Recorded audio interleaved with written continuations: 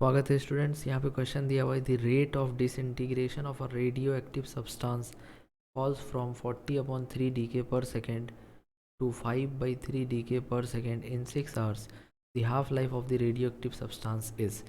देखिए यहाँ पर जो फार्मूला यूज़ होगा वो ये यूज़ होगा कि dN/dt is equals to minus of lambda n। अब यहाँ पर कौन कौन क्या क्या है, तो ये जो dN/dt आप देख रहे हो ये हमारा है रेट ऑफ डिसइंटीग्रेशन, ठीक है। और n क्या है, नंबर ऑफ न्यूक्लियाई प्रेजेंट, और यहाँ पर लेमडा क्या है, तो यहाँ पर लेमडा हमारा है डी के कॉन्स्टेंट। इस क्वेश्चन में कह रहा है कि जो हमारा रेट ऑफ डिसइंटीग्रेशन है मतलब dN/dt की जो वैल्यू है वो 40/3 है और वो गिर करके 5/3 पे चली जाती है। इसमें 6 घंटा का वक्त लगता है। तो इक्वेशंस अगर हम लोग बनाएंगे तो फर्स्ट केस के हिसाब से अगर हम लोग देखेंगे तो हमारा 40/3 decay per second is equals to minus of lambda n initially है, ठीक है। और सेकेंड केस में क्या हो रहा है कि यही डीके रेट ऑफ डिसइंटीग्रेशन जो है 40/3 से 5/3 हो चुका है, इक्वल टू माइनस लेमडा हमारा डीके कांस्टेंट है वो चेंज नहीं करेगा, बट n इनिशियल क्या बन गया, n फाइनल, क्योंकि अब जो न्यूक्लियाई होंगे वो अलग होंगे प्रेजेंट जो रहेंगे उस टाइम पे।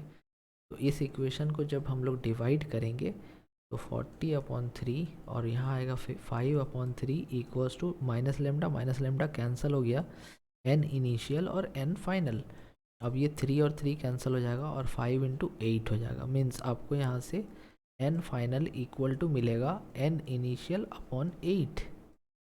तो देखो इसका मतलब ये है कि शुरुआत में हमारे पास n इनिशियल न्यूक्लियाई थे, एक हाफ लाइफ के बाद आफ्टर 1 हाफ लाइफ ये आधा हो जाएगा, फिर अगले नेक्स्ट हाफ लाइफ के बाद ये और आधा हो जाएगा, फिर नेक्स्ट हाफ लाइफ के बाद ये और आधा हो जाएगा।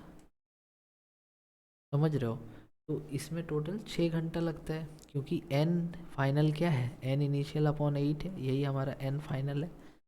तो ये n इनिशियल से n फाइनल जाने में 6 घंटे लग रहे हैं।